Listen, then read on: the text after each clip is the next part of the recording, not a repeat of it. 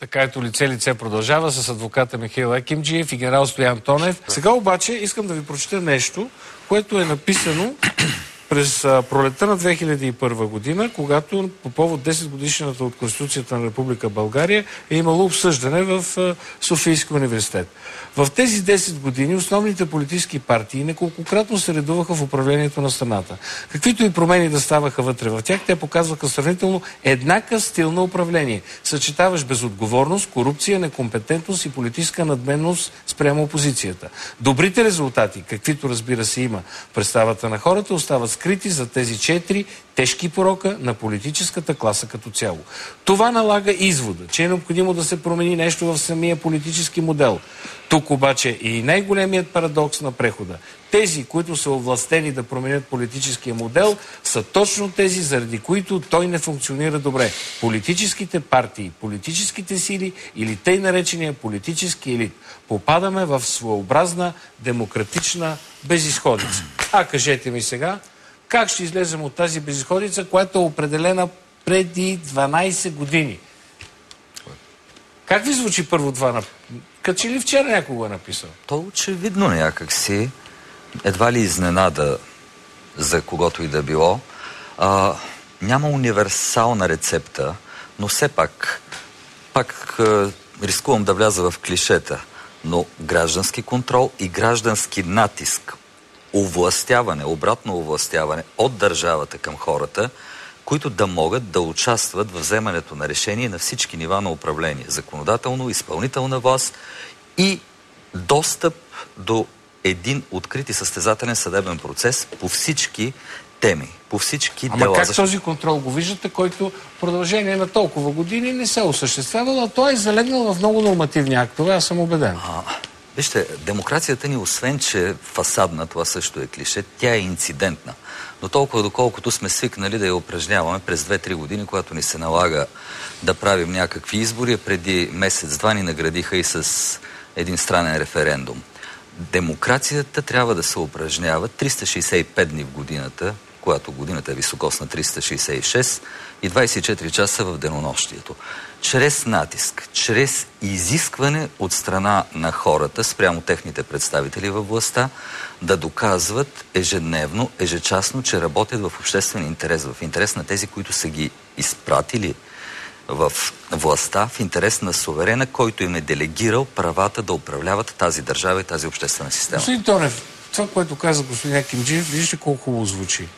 Вие като човек обаче практик, генерал, ръководител, колко години вече на Военно-медицинска академия? Колко? 11. Работя 37. Работя 37 години. Видяли сте всичко в тази държава от много години насам. Защо това, което трябва да се прави в държавата, никога не се прави така, както би трябвало да се получи добрия демократичен резултат?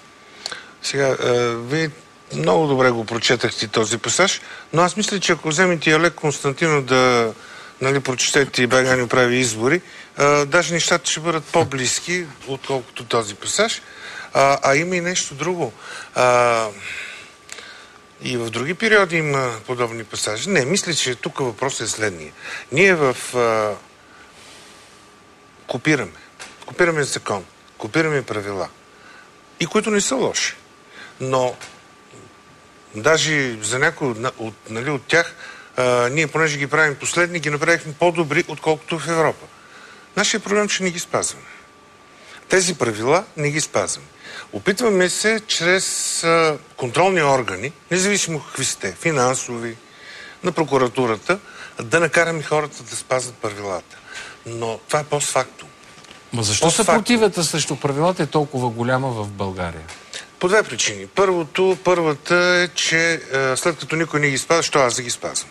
Това е типичен начин на мислене. И си прави сметка за себе си. Точно така.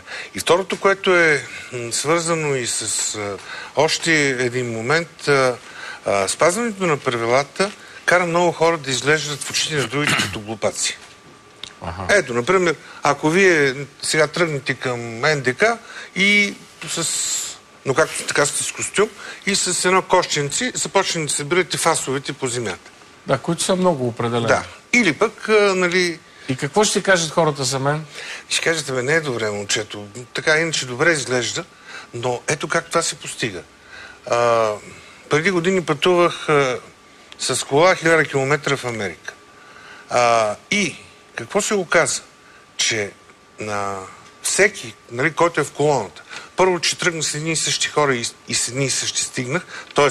спазваха скоростта, но второто, самите шофьори се обаждаха по телефона на полицията, че кой си кара по-бързо. Ето за това говорим, господин Екимджи. Именно този контрол. Значи контролът го има, въпрос на възпитание или е това? Защото, между другото, това, което вие говорите, господин Тонев, е юридически въпрос. Ето, законите може би са добри, вие ще кажете, сигурно има и лоши закони, но и добрите закони не се спазват.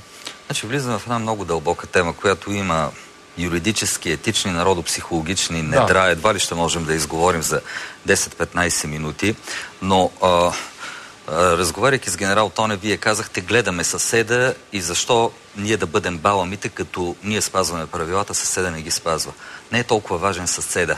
Добрите примери трябва да се задават от властта, от институциите. В България се случва точно обратното. Арогантна демонстрация на незачитане на права от представителите на цялата власт по веригата. Дайте един пример, такъв, който вас ви е шокирал, примерно.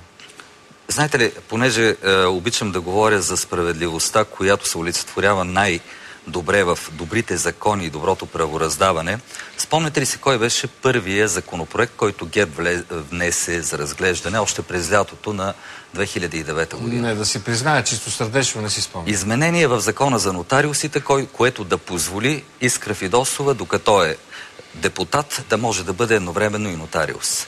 Това беше първият законопроект на ГЕРБ, слава Богу не мина. Знаете ли кой е един от последните, който беше прият на 28 февруари, докато хората бяха на улиците, някои горяха като факти, в буквалния смисъл на думата? Изменение в Търговския закон, което позволява банките, когато една фирма е в несъстоятелност, банките да изпреварят всички кредитори, включително работници, служители с заплати, които имат вземания от предприятието в несъстоятелност. Банката отива най-отпред, взема всичко. Това сега ли го гласувах? Да, на 28 изменения. И то в момент, който улицата протестира срещу монополите. Така че това е проява на арогантност, това е проява на нахалство и цинизъм. И как хората от тях да тръгне идеята за добрия пример, след като на тях им се показва, че никой не се интересува от техните интереси, че те могат явно да преглътнат всичко, могат да преглътнат заигравката на премиера с Лукойл Нефтохим, могат да преглътнат Мишо Бирата, могат да преглътнат законодателството и практиките, които толерират монополите, всичко, само никой няма да се интересува от правата на хората.